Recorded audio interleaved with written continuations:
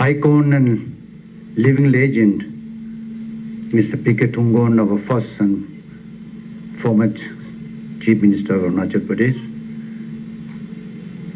distinguished guests, honorable ministers, honorable members, former MLAs, and distinguished guests. I'll be very brief because much time has been given to our elder brother, and I'm going to deal on the history of Arunachal because he has very elaborately, interestingly had dealt Mr. Thungonji, and we are grateful to him. So I have been allotted 15 minutes time. Therefore, I'll be very brief and allow me to read out the printed speech, written speech, in order to save the precious time of August gathering. So it was in the year 1980. My dream debut in public life began as the Speaker of Legislative Assembly. From there on, there was no turning back, and my journey in public life continued uninterrupted to become Speaker of Arunachal Assembly for 2 consecutive terms. I was young in my mid-30s then. Naturally, I had mixed reactions of thrill, joy, delight, and fulfillment. At the same time, I was also nervous and anxious to hold such a big responsibility. For I, as a young man then, had heard and witnessed the parliamentary functionings, the fiery debates, ruckus, commotion, tension, and emotion in the parliament. While rejoicing the office, the role and responsibility as a custodians of the rules to maintain orderly functioning of the legislature was always in my mind, and that kept me aware, agile, alive, and conscious.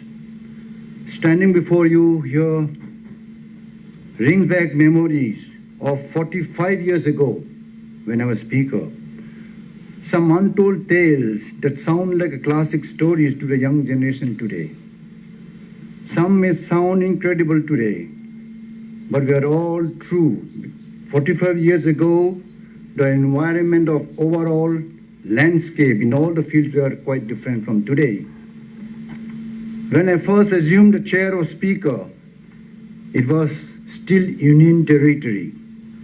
Our legislative institution was in infancy, developing, evolving, and learning to walk with the rest of the nation.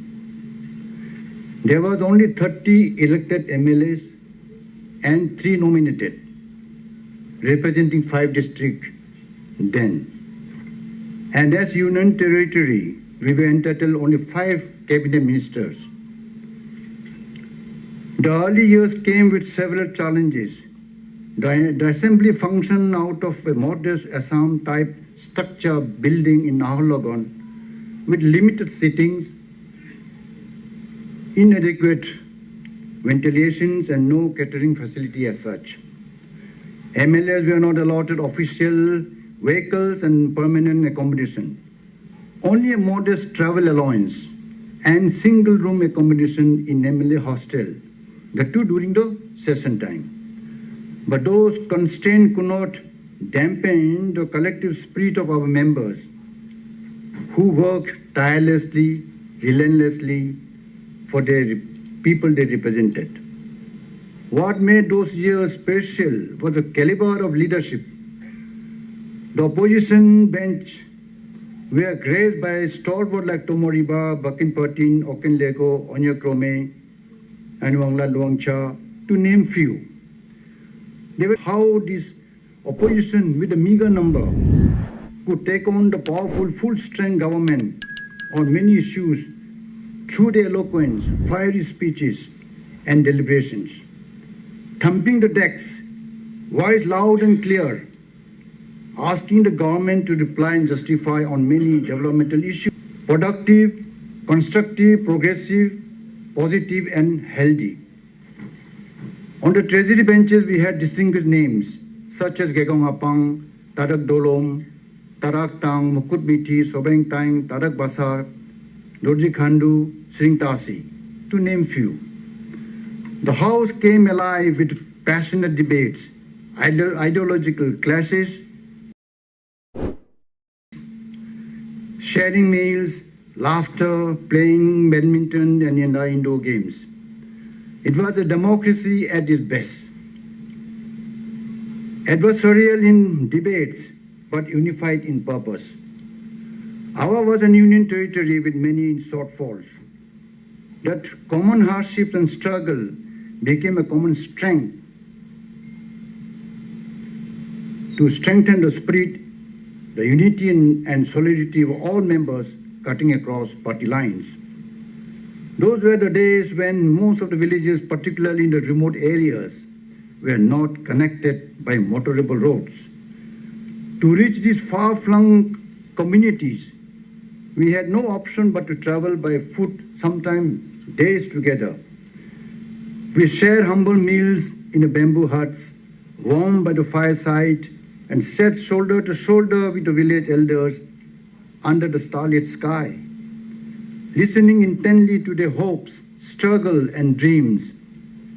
Every step of the way, we lean on each other's strength, driven by a shared belief that politics is not about power, but about service. It was a journey of heart and grit, a collective mission to the voice of the unheard, and a living bridge between the government and the people. With extremely limited funding resources those days, the programming and executions of the developmental schemes in various areas were quite difficult. Demands of the people were much more than the fund, availability of the fund. Hence, it was very difficult to content and satisfy everybody, all public. However, our MLA had developed. They could master the art and diplomacy to wisely keep the people happy and contented. Those days, MLAs were provided for the area development around 15 lakhs or so. Friends, those days, the seat of MLAs were not bed of roses. They were thorns also. They were thorns with a very limited funds, in absence of motorable roads, and absence of basic infrastructure. The members were hence vulnerable to public racism, rag, and resentment. With attainment of statehood, Legislative Assembly Secretariat underwent a profound transformation. Members were given vehicles, independent cottages, and enhanced salaries and allowances. Over the years, the Assembly Secretariat saw tremendous growth. Magnificent new building in the heart of the capital town of Itanagar, where we are standing now, is a proud symbol of how far we have reached. Friends, the world is dynamic and everything comes to an end. That's the natural phenomena. A day will come, you'll also be old and retired and go back to your village and people.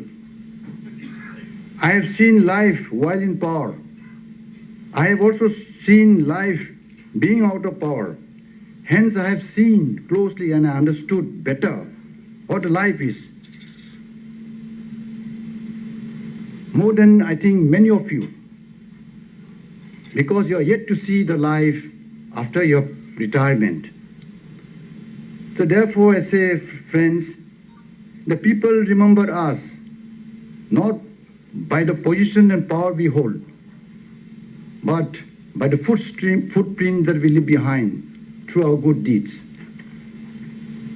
When we enter politics for the first time, we are innocent, ignorant, unaware about commotion, emotion, wrong and right, sadness, happiness, gain, loss, aggressive and submissive.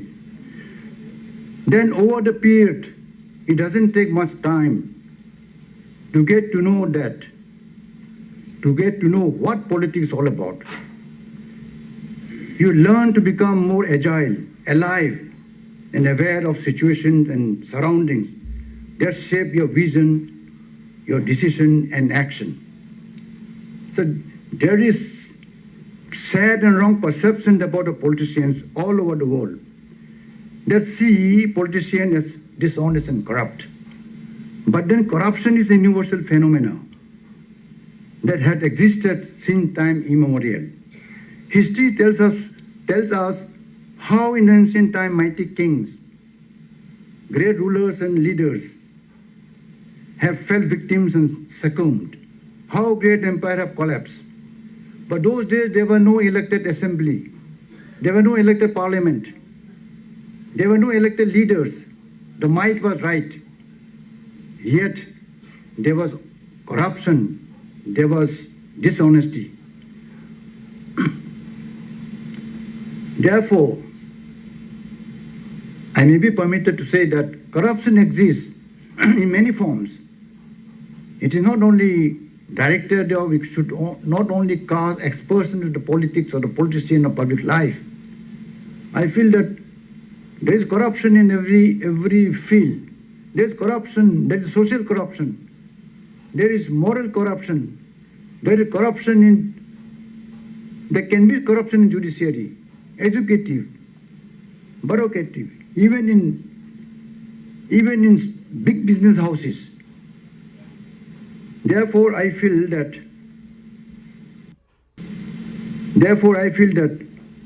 to single out the politicians or the people in public life and brand them as a corrupt and dishonest is entirely unfair. Nevertheless, the members ought to be very cautious, careful, tactful, and wise in your action, both in the house, both in the office as well as outside office. Friends, on this occasion, I would like to tell you about something that is very relevant. To serve the people more effectively and befittingly, you need to be physically and mentally fit. A sickly mother produces a sickly child. Similarly, a weak and a sickly leader will produce a sickly performance and sickly result. Here I would like to say that remind you that you are what you eat. You are what you drink. So choose, think, careful what you drink, what you eat. Because food can kill and the food can also heal. Therefore, you must eat your food like the medicine. Otherwise, later you may have to eat medicine like your food. It was a matter of great honor and privilege to be a custodian of the temple of democracy of this beautiful land of rising sun. Looking back, those days remain etched in my memory, not just for the position I held, but for the incredible experience that shaped me, both as a public servant and as a person in the journey of my life. Though I had lived in many towns, cities, and places, and also got a chance to travel around, I saw and seen, felt and learned, and understood the world much more.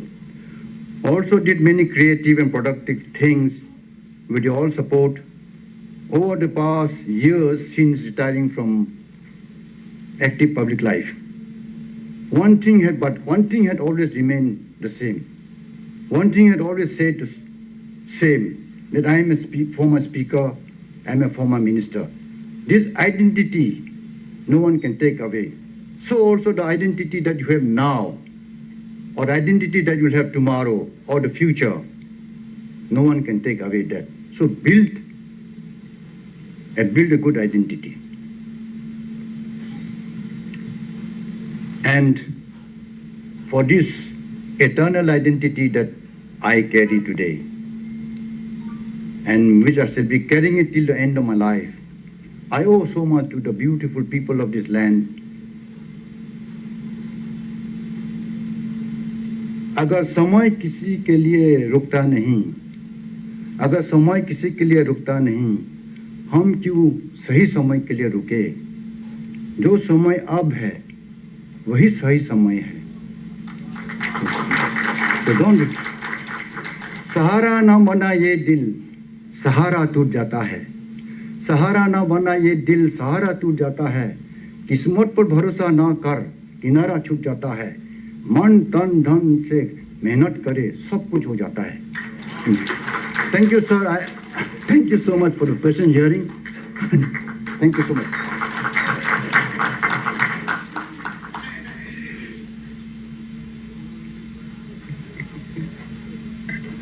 Thank you, sir, for your thoughtful reflections and for sharing your invaluable insights drawn from years of service to the House